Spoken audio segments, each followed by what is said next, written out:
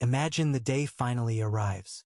The day you've been grinding toward for years. You quit, or you hit the number, or the company restructures, and suddenly the thing that ate your life for a decade just stops.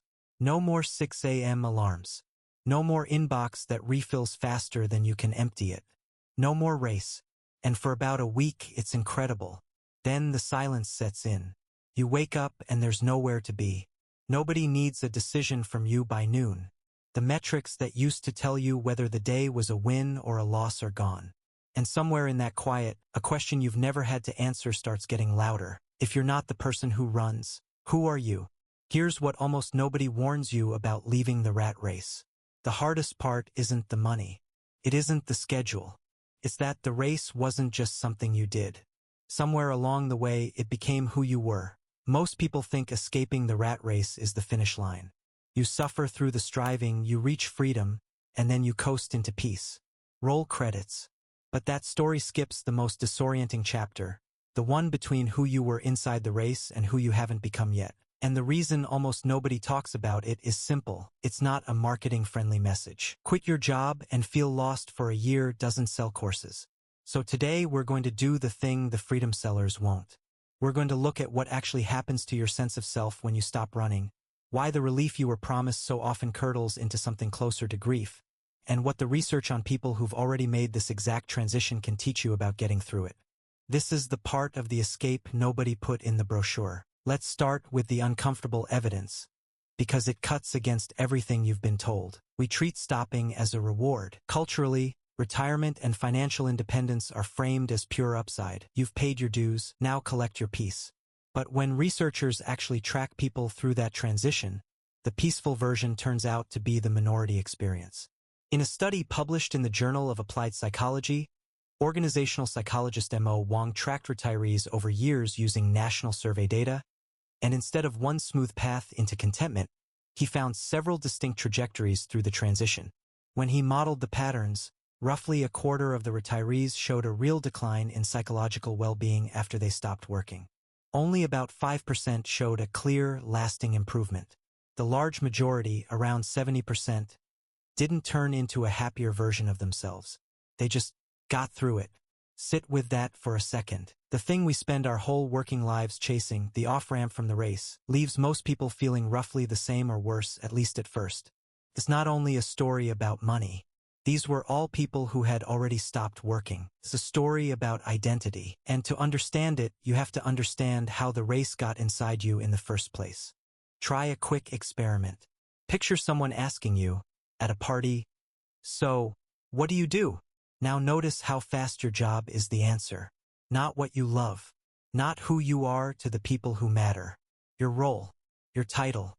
Your race position. That reflex is the first mechanism, and psychologists have a name for the deeper version of it, role engulfment. It's what happens when one identity, usually the career, slowly swallows all the others. Sociologists who studied elite performers describe the end state as a glorid self. An intense, intoxicating identity built almost entirely on performance and outside validation. The promotions, the bonuses, the status, they don't just reward you. Over years, they teach you that this is what you're worth. And here's what nobody tells you about that answer at the party. The more central your work becomes to your sense of self, the more dangerous the exit gets. There's a large body of evidence on this. A meta-analysis pulled together more than 100 studies on how people cope with losing their jobs, and one factor stood out: work centrality. People who saw their occupation as a core organizing principle of their lives, not just a paycheck, but the spine of who they were, tended to suffer much deeper drops in well-being when that work disappeared.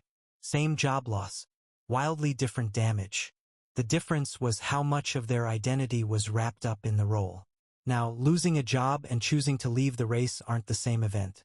One is forced, one is chosen. But the mechanism underneath rhymes. When the work is the identity, removing the work removes the identity.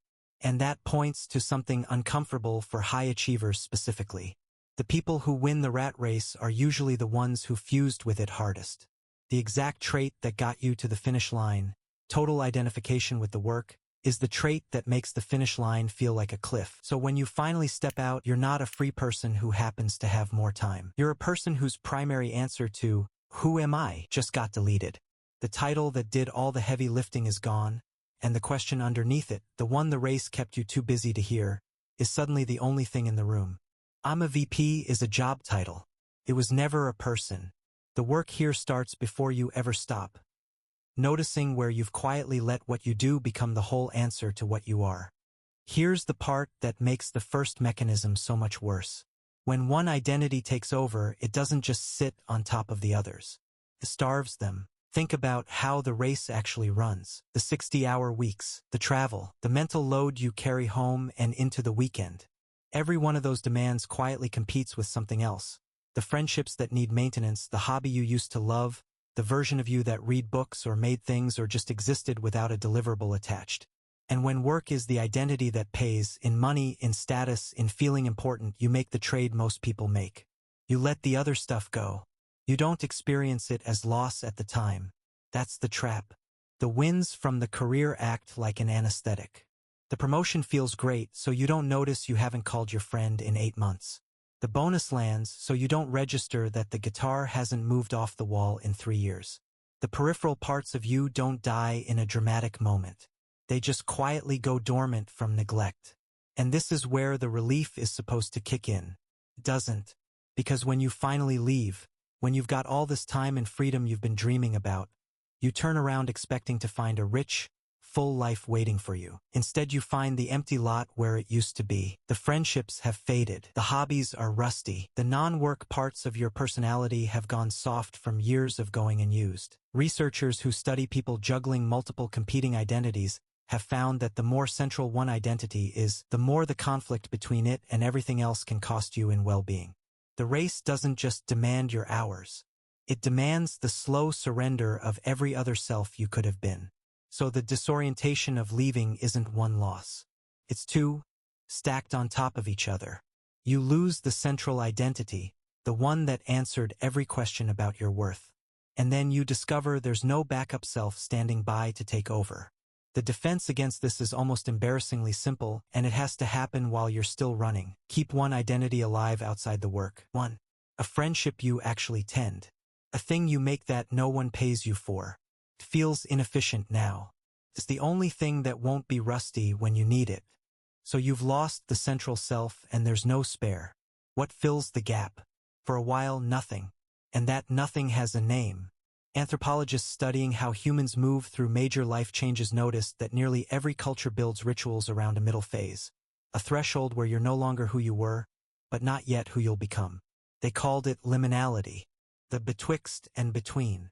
In traditional societies, it was structured and temporary. Elders walked you through it, and there was a clear identity waiting on the other side. The modern version of leaving the rat race has none of that scaffolding. No ritual, no guide, no guaranteed new self at the end. There's just you standing in the gap, with all your old instincts firing and nothing to aim them at. The change researcher William Bridges called this middle stretch the neutral zone, and he was blunt about it. It tends to feel less like freedom and more like limbo. Skeptical, anxious, untethered, waiting for ground that hasn't formed yet. And the data on people in this gap is sobering. Remember those retirement numbers, only about 5% getting a clear, lasting lift? A separate European study, following more than 1,400 retirees over time, found the same shape from another angle. Not one path, but 3 completely different ones. The smooth, happy arc we picture as the default applied to a clear minority. For most, retirement was either a flat passage or a slow decline once the novelty wore off and the missing structure set in. If stopping were peace, this wouldn't happen. You can see the same thing far from any corner office. Researchers studying military veterans who were struggling to return to civilian life found that, within that group, nearly half reported a genuine rupture in their sense of identity. A disconnection between who they'd been and who they were now. And that rupture tracked with worse mental health and lower life satisfaction. Different uniform, same mechanism, pull out the structured identity and the self underneath struggles to reorganize. Here's the most telling example of all. When the investment bank Lehman Brothers collapsed, researchers interviewed the bankers who lost everything overnight. These were people in a famously punishing, high-pressure environment, the exact kind of job the rest of us fantasize about escaping. By the logic of stopping is relief, they should have felt freed. They didn't. The researchers described something that looked almost exactly like grief mourning the firm, the role, the version of themselves it had made possible. They didn't celebrate the exit from the race. They held a funeral for it. None of these cases are identical. Retirement isn't a layoff isn't a bankruptcy, and a soldier coming home isn't a banker losing a firm. But they all rhyme on one note. When you lose the role that organized your identity, you don't just lose an activity. Strip that out by any route, and the self underneath has to scramble to reorganize. You lose a structure of recognition, the daily machine that told you who you were and whether you mattered. And this is the thing the people selling you freedom leave out almost every time. They sell the exit as the destination. They never mention that the destination is a waiting room. The first real move through that waiting room isn't a productivity hack. It's recognizing the limbo for what it is, a stage, not a sign that you broke something. The discomfort isn't proof you made a mistake. It's proof you're in the part nobody warned you about. So how do you actually build a new self? Here's where it gets counterintuitive. Most advice tells you to look inward, sit quietly, find your authentic self, then go live it. Figure out who you are, then act on it. Research on how people actually navigate big identity transitions suggests that's backwards. The organizational scholar Herminia Ibarra studied professionals moving into roles that demanded a whole new identity, and what she found is that people don't think their way into a new self. They act their way into it. They try things on. She described it as experimenting with provisional selves, temporary trial versions of who you might become. You watch people who've already made the leap and borrow pieces of how they do it. You test a version of yourself out in the real world. Then you check it against how it feels. Does this fit, or does it feel like a costume? And you keep what works and drop what doesn't. It's not introspection. It's trial and error run on yourself. And here's the part you need to hear before you start. The early attempts will feel fake. The first time the former executive tries to be the relaxed person who has hobbies now, it feels like bad acting. The first time you introduce yourself as something other than your old title, the words feel borrowed. That awkwardness is so uncomfortable that a lot of people read it as a signal they're doing it wrong, and they retreat back toward the only identity that ever felt solid, even though that identity is gone. That awkwardness isn't failure. It's the work. The clumsiness is structural. You're running a version of yourself you've never practiced, with skills that have gone soft. Of course it feels off. A provisional self is supposed to feel provisional. You're not betraying your real self, you're auditioning the next one. So the practical move is to treat the new identity like a draft, not a revelation. You're not going to discover the finished version in a flash of clarity on a beach. You're going to write a rough one, test it, cross things out, and write a better one. Try the volunteer thing. Try the teaching thing. Try being the person who's actually present at dinner. Most of the drafts won't be it. That's not wasted time. It's the only way the real one gets written. Let's pull this into something you can actually use, whether you're years from leaving the race or standing in the silence right now. First, if you haven't left yet, start building identity capital before you need it. While you're still running, deliberately keep one or two parts of yourself alive that have nothing to do with the job, not as a hobby to optimize, but as an insurance policy on your own selfhood. The person with a second identity already warmed up has somewhere to land. The person with only the title free falls. Second, if you're already in the gap, name what you're feeling correctly. What you're going through might not be regret, and it might not mean you made the wrong call. It's the neutral zone. It's liminality. Putting the right name on it does something real. It turns a formless dread into a recognizable stage with a far side. Third, let yourself grieve the old self out loud. The evidence here points the same direction. People who try to skip the morning, who insist they should feel only gratitude because they chose this, tend to stay stuck longer. You're allowed to miss the version of you that the race built, even while you're glad it's over. Both can be true at once. And fourth, start experimenting. Badly. On purpose. Pick one provisional self this month and try it on, knowing most of them won't fit. The goal isn't to get it right. The goal is to get moving, because the new identity tends to show up only for people who are actively auditioning versions of themselves. Here's where I have to be straight with you, because this is the part that matters most. I can't hand you the answer to, who are you when you're not running? Nobody can. That's not a cop-out. It's the entire point. The answer isn't something you find. It's something you build, slowly, out of provisional drafts and awkward experiments and a fair amount of sitting in the discomfort of not knowing yet. What I can do is tell you what you're actually standing in so it stops feeling like something is wrong with you. You're not broken. You're not ungrateful. You're not failing at freedom. You're in the gap between an identity that's ending and one that hasn't formed, the exact place every honest account of this transition describes, and the exact place the people selling the dream refuse to mention. The rat race answered, "Who am I?"